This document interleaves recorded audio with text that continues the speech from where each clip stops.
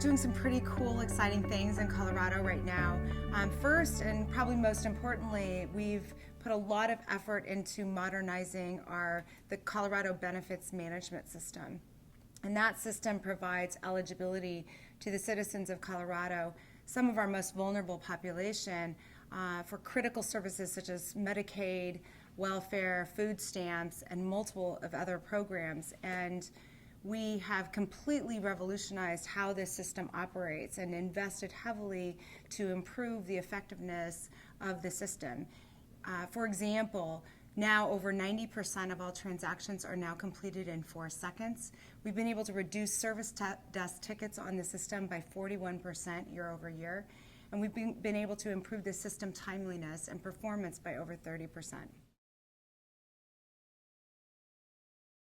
So I think it's an incredibly exciting time specifically for the public sector because in many ways, some of the technologies such as cloud computing or social mobility, those technologies have really matured, and so it allows public sector to actually leapfrog and leverage these technologies in very new and innovative ways.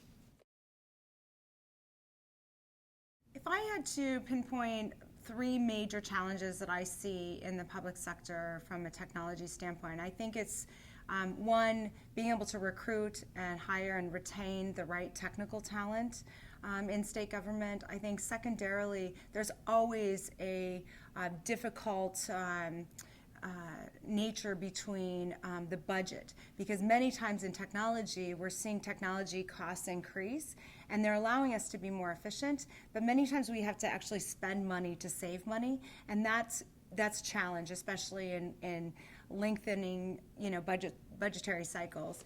And then I think the third challenge that we deal with is there's always this tension that exists between agency needs and initiatives and programs and projects and what needs to happen at the enterprise level. And sometimes there's alignment, but many times there's not alignment, and that's always a challenge and balancing acts to manage that over time. So there's some pretty exciting initiatives that we have going on in Colorado. One is Secure Colorado, and it's a state-first cybersecurity strategic plan. And what's exciting about it is that Colorado is taking the first 5 of the SANS 20 critical controls, and we want to be the first state in the nation to actually implement and have those controls implemented by Q1. So in 2012, we launched what's called the Colorado Information Marketplace, and it's really a marketplace for data.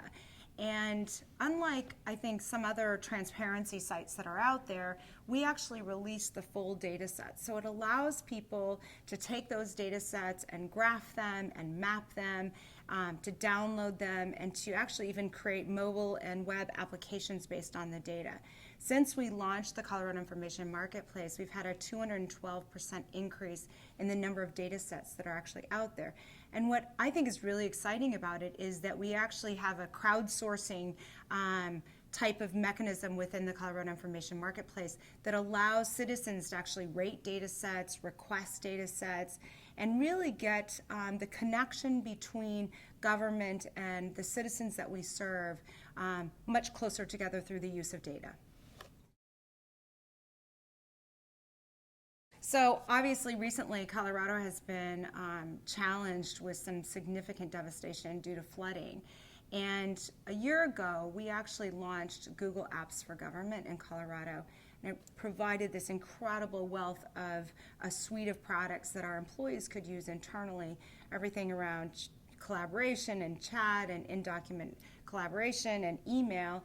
But it also has this benefit for us to be able to leverage Google for Google sites that allow us to map flood areas across Colorado and actually create a Google site that citizens can log into and post questions or post updates.